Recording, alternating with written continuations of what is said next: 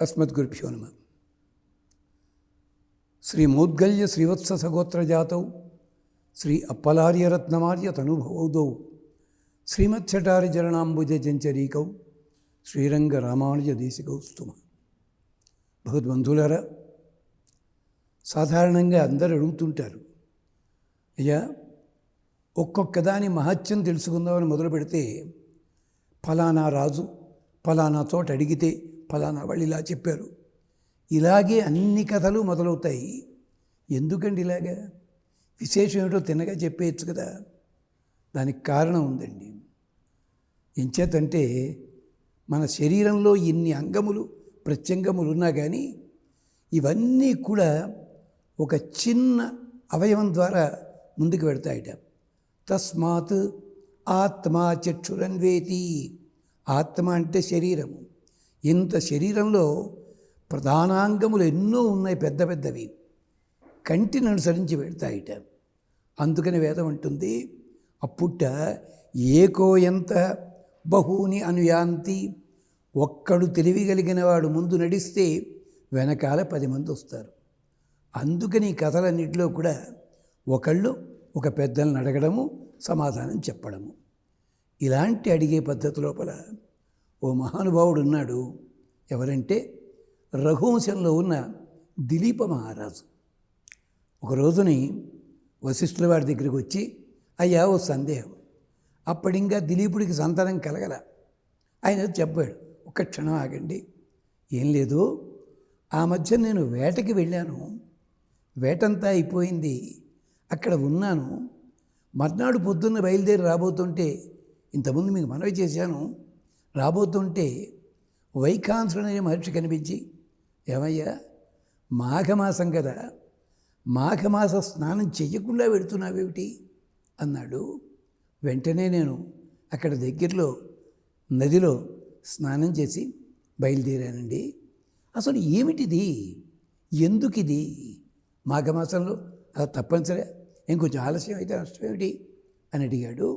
దానికి వశిష్ఠుల వారు చాలా బాగా సమాధానం చెప్తూ ఈ మాఘ వైభవాన్ని విస్తారంగా చెప్పారు.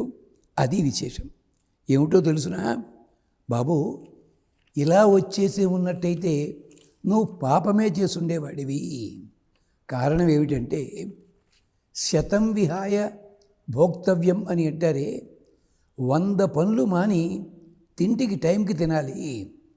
రెండోది ఏమిటో తెలుసునా, 1000 పనులున్నా మాని శుభ్రంగా నీవు స్నానం చేసి కానీ ఏ పని మొదలెట్టవద్దు. అందున మాఘమాసంలో విశేషం చాలా ఉంటుంది. ఏమిటది? పుణ్యము అదంతా పక్కనెట్టే పెట్టు, నీకు మంచి జరిగే అవకాశం ఉంటుంది. ఏమిటది? యా ఓషధయ సోమరాజ్ఞీ బహ్వీ శతవిక్షణ బృహస్పతి ప్రసూత తాన ముంచంతు అంహస. ఈ సమయం లోపల స్నానాలు ఎవరు చేస్తారో, అసలు ఎక్కడున్నా కానీ ఎవరు చేస్తారో వాళ్ళకి జలదేవతలో ఉండే ఓషధులు ఉంటాయి, ప్రత్యేకించి మాఘమాసంలో. ఎంచేత శిశిర ఋతువు గడిచిపోయిన తర్వాత వసంత ఋతువు రాబోతోంది, ఆకులు రాల్చేశాయి, ఆకులు రాబోతున్నాయి. ఈ సమయంలో రాల్చిన ఆకులలోంచి వస్తున్న వాటిలోంచి ఉండే ఓషధులు నీటిలో కలుస్తాయి. అందుకని మాఘస్నానం చాలా గొప్పది. యా ఓషధయ సోమరాజ్ఞీ బహ్వీ శతవిచక్షణ.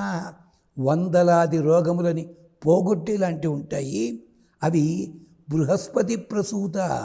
బృహస్పతి అంటే ఇంద్రుడి గురువు గారైన బృహస్పతి, ఆ మహానుభావుడి కారణం చేత వచ్చాయి.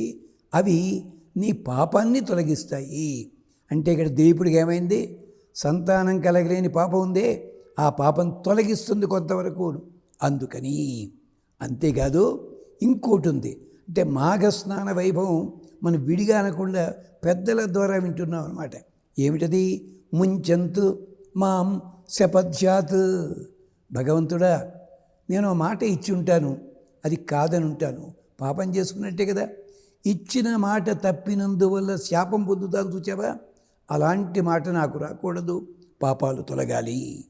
అదో వరుణ్యాత్ ఉద యమస్య పడ్వీషాత్, వరుణదేవుడు శిక్షిస్తాడు, అతను నన్ను వదిలేయాలి. అంతకంటే ప్రమాదం యమధర్మరాజయ్య, కాళ్ళు చేతులు కట్టి ఇబ్బంది పెడతాడు. ఆ పాపాలు కూడా తొలగిపోవాలి. ఈ స్నానం చేస్తున్నానయ్యా భగవంతుడా అని సూర్యుడికి ప్రార్థనట. అందుకని చెప్పి ముంచంతు అంహస. అంతేనా? ఇంకొక మాట చెప్తా. ఇలాంటివి ఒక 170 దాకా ఉన్నాయి పాపాలు. అన్నీ మనం వద్దు, కొంచెం చెప్పుకుందాం. ఒక మాట ఏమిటో తెలిసిన, యత్ చక్షుష మనస వాచ ఉపరిచరిమ జాగ్రత్తో యత్ స్వపంతం సోమ తాని స్వధయా. అవేం చేయాలి? మా పాపాలని తొలగించాలి. నహ పునాతు. మాటతోటి కానీ మనస్సుతోటి కానీ చేతితోటి కానీ చేసిన పాపాలు ఉంటాయే, ఇవన్నీ మళ్ళీ ఒక్కసారి సోమలత అంటే తప్పర్థం తీసుకోకండి, ఎక్కడా దొరకదు, చాలా కష్టం. ఆ సోమమే ఏమిటది? సాక్షాత్తు చంద్రుడు. అందుకనే అడవిలో అరణ్యంలో రాముడు వస్తుండగానే చూడగానే ఋషులంతా అన్నట్ట, సోమమివ ఉద్యంతం. యజ్ఞం చేస్తున్నవాడికి సోమలత దొరికితే ఎంత ఆనందం ఉంటుందో, అలాగే ఈ ఋషులకి రాముడు కనిపించగా అంత ఆనందం కలిగిందిట.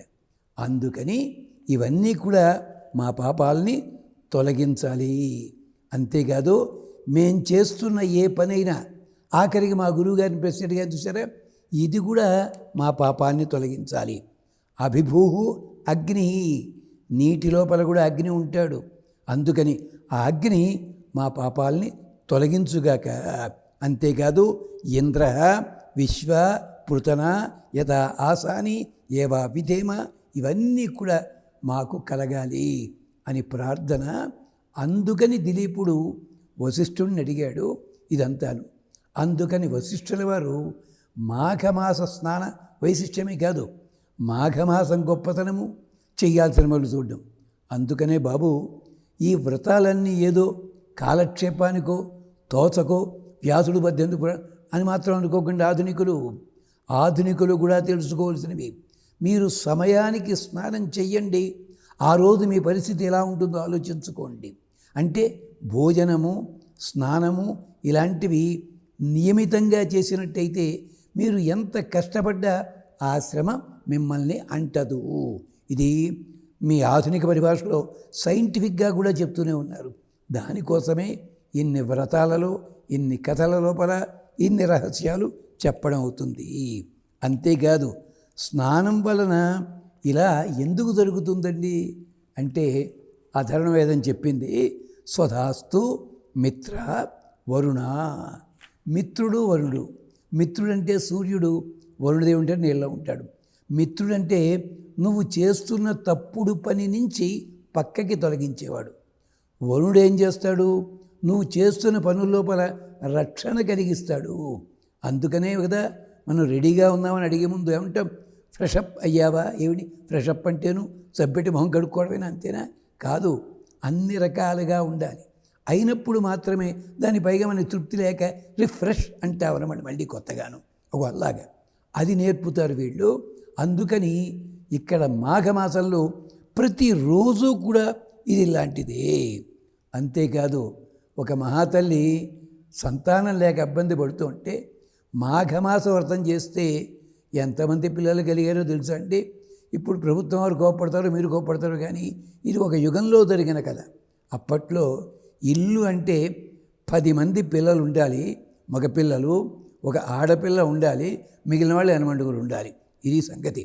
అలాంటి గాథ ఇప్పుడు మనం చెప్పుకోబోతున్నాం. అందుకనే మాఘమాసంలో సూర్యుడు వచ్చాడే, సూర్యుడికి పేరేమిటి? ఆదిత్య. అది ఎందుకు వచ్చిందో మనం జ్ఞాపకం చేసుకుందాం. ప్రస్తుతానికి అక్కడితో విరమించుకుంటూ స్వస్తి.